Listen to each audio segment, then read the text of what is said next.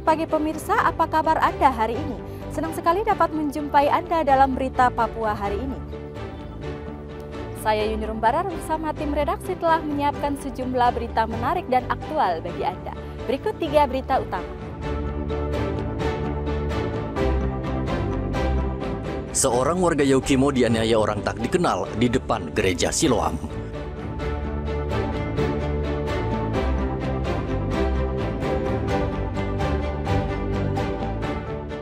Unjuk rasa penolakan proyek strategis nasional di Kota Jayapura ricuh. Aparat lepaskan tembakan gas air mata untuk membubarkan massa yang brutal.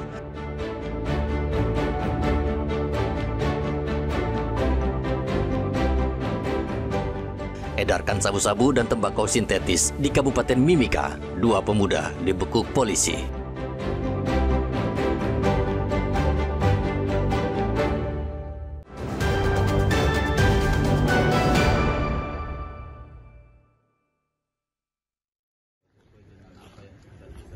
Penganiayaan terhadap warga kembali terjadi di Kabupaten Yaukimo. Penikaman yang disertai pembakaran mobil terjadi di depan gereja Siloam, Jalan Poros Lokbon, kilometer 4 pada hari Selasa. Peristiwa bermula saat panitia bersama warga sedang memasang dekorasi untuk acara peresmian gereja. Tiba-tiba lampu padam dan suasana menjadi gelap.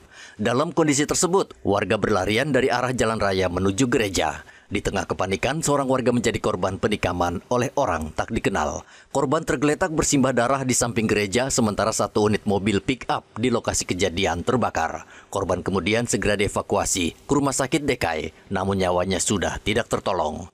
Dari hasil olah TKP dan pemeriksaan korban menderita luka tusuk akibat benda tajam pada pinggang kanan sejumlah 2.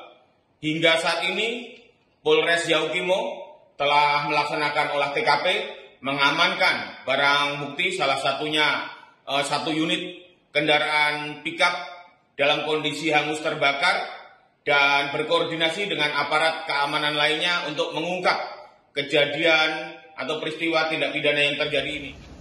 Hingga saat ini polisi masih mencari pelaku. Usai diotopsi pada hari Rabu, korban dimakamkan di TPU DKI. Arthur dan Riantonai melaporkan dari Yaukimo, Papua Pegunungan.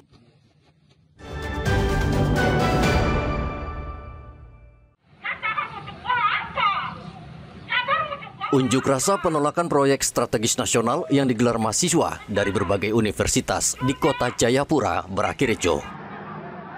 Unjuk rasa awalnya berjalan aman di lingkaran AB Pura, Kota Jayapura pada hari Rabu.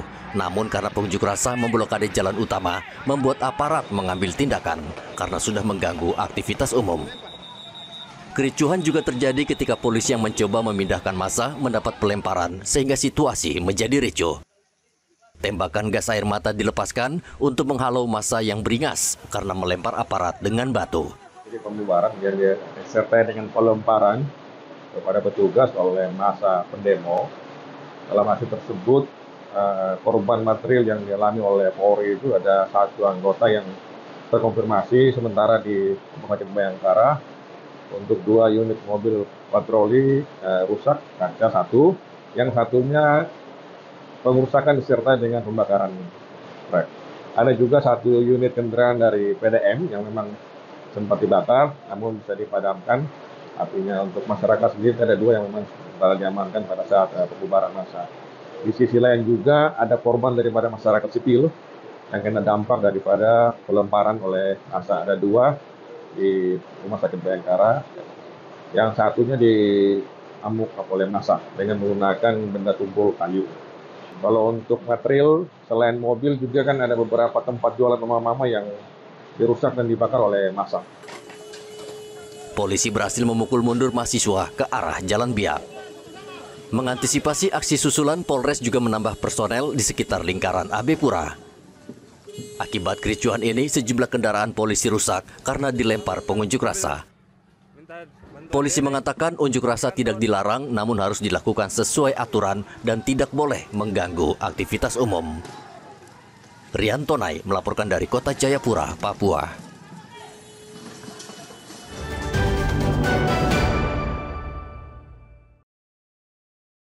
Kecelakaan lalu lintas kembali terjadi di ruas jembatan Maro, Kabupaten Merauke. 3 kendaraan terlibat dalam insiden tersebut. Beruntung tidak ada korban jiwa dalam peristiwa ini. Kecelakaan bermula ketika sebuah mobil yang datang dari arah Kuprik menuju kota Merauke mencoba menyalip kendaraan di depannya. Namun dari arah berlawanan datang kendaraan lain sehingga tabrakan pun tak terhindarkan. Polisi telah menangani kasus ini dan melakukan penyelidikan lebih lanjut untuk mengetahui penyebab pasti kecelakaan, termasuk memeriksa kelayakan kendaraan dan kondisi jalan saat kejadian. Dari kecelakaan tersebut mengakibatkan arus lalu lintas sempat macet beberapa jam, tetapi ketika dari Satuan Lalu Lintas Polres Merauke datang ke TKP, kami dapat mengurai kendaraan yang macet itu sehingga tidak terjadi kemacetan lagi. Perlu kami himbau kepada seluruh pengguna jalan, entah itu roda 2 atau roda 4, ketika melewati tempat-tempat yang memang sudah ditentukan oleh rambu-rambu lalu lintas untuk tidak menyalip atau mendahului kendaraan, agar ini dipatuhi, terutama di atas jembatan 7 Wali-Wali, karena 2 hari belakangan ini telah terjadi 2 kecelakaan beruntun di atas jembatan 7 Wali-Wali, sehingga kami dari Satuan Lalu Lintas Polres Merauke kami menghimbau kepada semua pengguna jalan agar tertib berlalu lintas. Satuan Lalu Lintas Polres Merauke mengimbau seluruh pengendara agar selalu berhati-hati, terutama saat melintas di jembatan yang memiliki jalur sempit dan padat kendaraan. Muhammad Ridwan dan Riantonai melaporkan dari Merauke, Papua Selatan.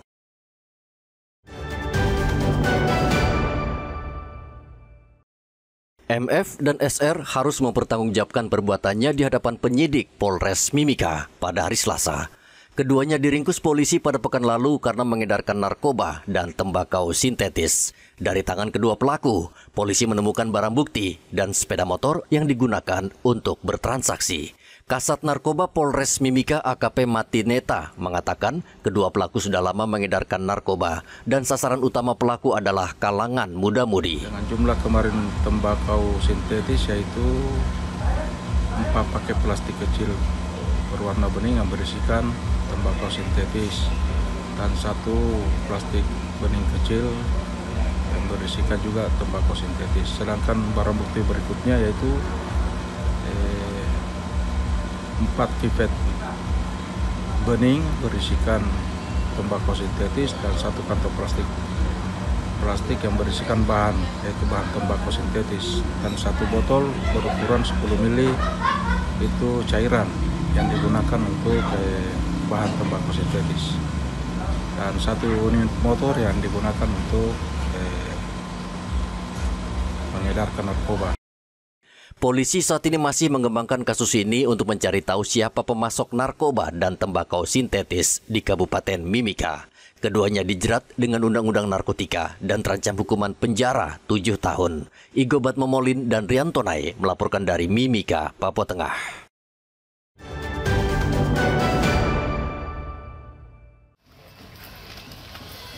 Direktorat Reserse Narkoba Polda Papua memusnahkan barang bukti tindak pidana narkotika hasil pengungkapan terhadap seorang tersangka warga negara asing asal Papua Nugini bernama Malakai Akuare. Penangkapan pelaku dilakukan pada 29 September lalu di kota Jayapura, Papua. Ganja seberat 21,3 kg tersebut dimusnahkan dengan cara dibakar di halaman Ditres Narkoba Polda Papua pada hari Rabu. Pelaku turut dihadirkan dan menyaksikan pemusnahan ganja. Kasubdit 3 Ditres Narkoba Polda Papua AKP Agus Kuswanto mengatakan barang haram tersebut rencananya akan diedarkan di wilayah Jayapura. Saat ini pihak kepolisian tengah memburu pelaku lainnya yang telah diketahui identitasnya.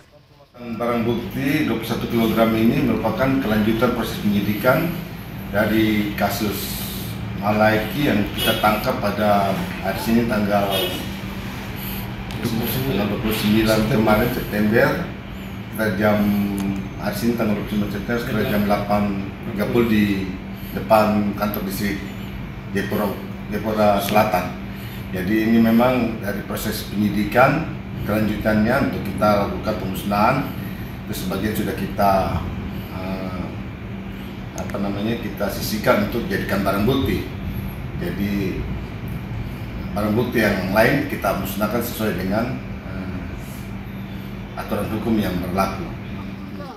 Tersangka dijerat dengan pasal 114 Undang-Undang Nomor 35 Tahun 2009 tentang narkotika dengan ancaman hukuman penjara seumur hidup. Hendra dan Riantonai melaporkan dari Kota Jayapura, Papua.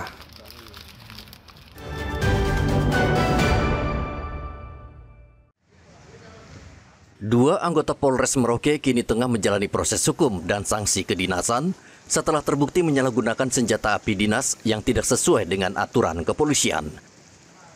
Kedua anggota tersebut telah menjalani sidang kode etik dan kini sedang dalam tahap pelaksanaan sanksi disiplin termasuk mutasi dari satuan tugas di Polres Merauke. Kasus sidang pelanggaran kode etik terkait penyalahgunaan senjata api yang mana dilakukan oleh anggota kami inisial SM dan inisial RLA. Yang mana kasus tersebut sudah kami sidangkan, kalau nggak salah pada 2 minggu yang lalu kami melaksanakan sidang kode etik dan sudah menjatuhkan putusan hasil sidang, di mana saat ini kedua anggota kami tersebut sedang menjalani hukuman sidang yang telah diputuskan. Keduanya, yang pertama kemarin itu bertugas di Satpol Air, tapi sudah kita mutasikan, dan yang keduanya itu bertugas di Satahti. Wakapolres Merauke menegaskan setiap pelanggaran prosedur penggunaan senjata api akan ditindak tegas demi menjaga disiplin dan profesionalitas anggota Polri di lapangan. Dengan langkah tegas ini, diharapkan tidak ada lagi penyalahgunaan senjata dinas di lingkungan kepolisian serta dapat meningkatkan kepercayaan masyarakat terhadap institusi Polri. Muhammad Ridwan dan Riantonai melaporkan dari Merauke, Papua Selatan.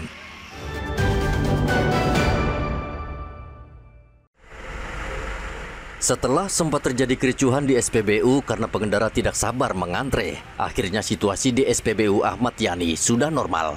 Pasokan BBM di SPBU ini juga aman.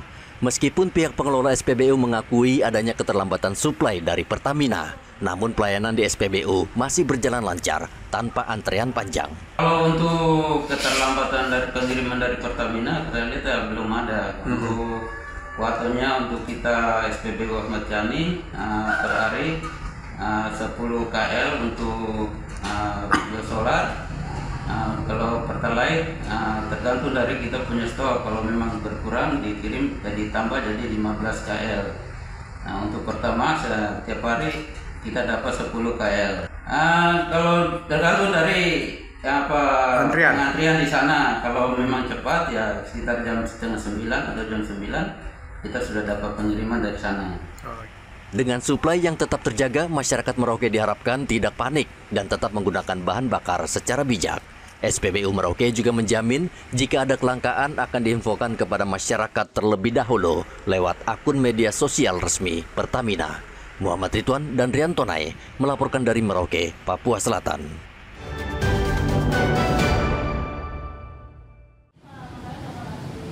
Untuk mempercepat dan memperluas jangkauan program Merauke Bebas Gizi Buruk atau MBG, satu lagi stasiun pengumpul pendistribusian gizi atau SPPG kembali hadir di Kabupaten Merauke.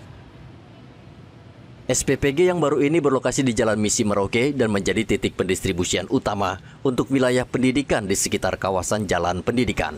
Dengan hadirnya SPPG di Jalan Misi ini, kini total sudah ada 3 SPPG yang beroperasi di Kota Merauke.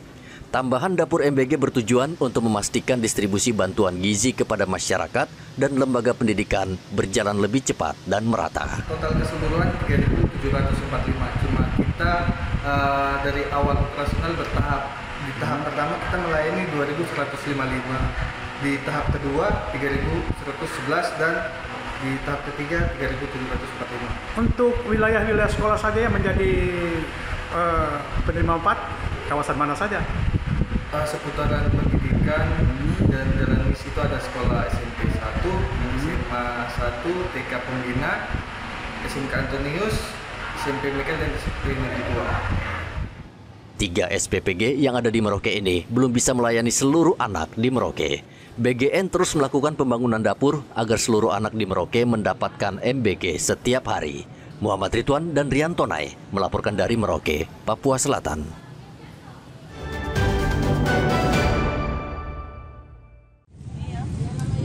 Memperingati Hari Pangan Sedunia, pemerintah Kabupaten Merauke menggelar pasar pangan murah yang dipusatkan di depan kantor Bupati Merauke.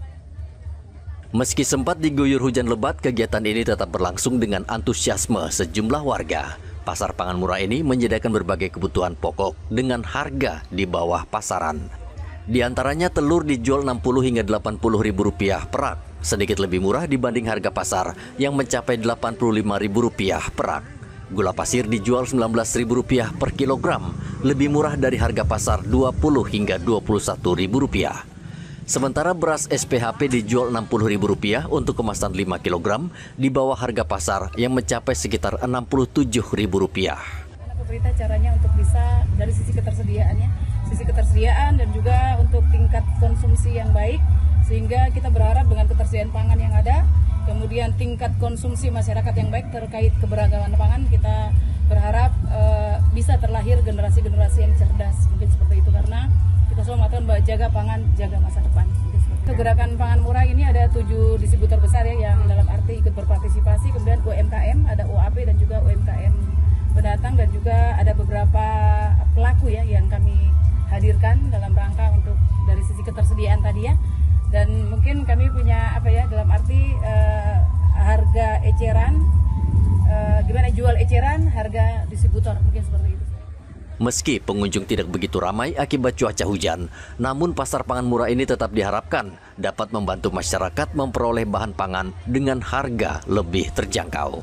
Kegiatan serupa rencananya akan terus digelar di berbagai wilayah di Merauke guna menjaga stabilitas harga pangan dan mendukung ketahanan pangan daerah. Muhammad Ridwan dan Riantonai melaporkan dari Merauke, Papua Selatan.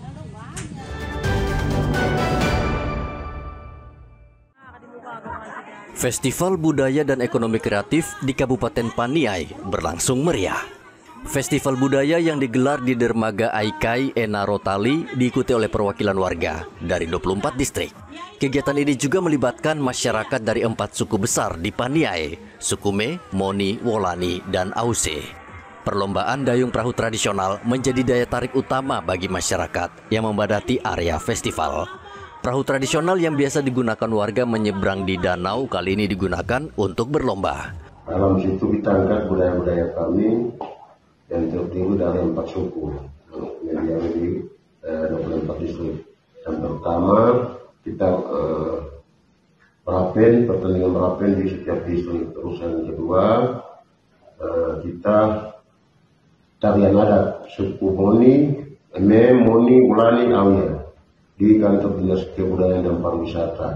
Terus di aula bupati gelar lukis wajah bupati, dalamnya itu secara umum ada siswa itu, terus ada masyarakat, terus ada seniman-seniman yang bisa mengikuti pemuda-pemuda.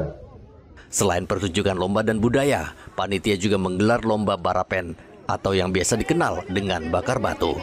Seluruh perwakilan distrik menyiapkan 1 lubang bakar batu dan isinya lalu dinilai oleh bupati untuk menentukan distrik mana yang paling kreatif dalam menyajikan makanan khas bakar batu.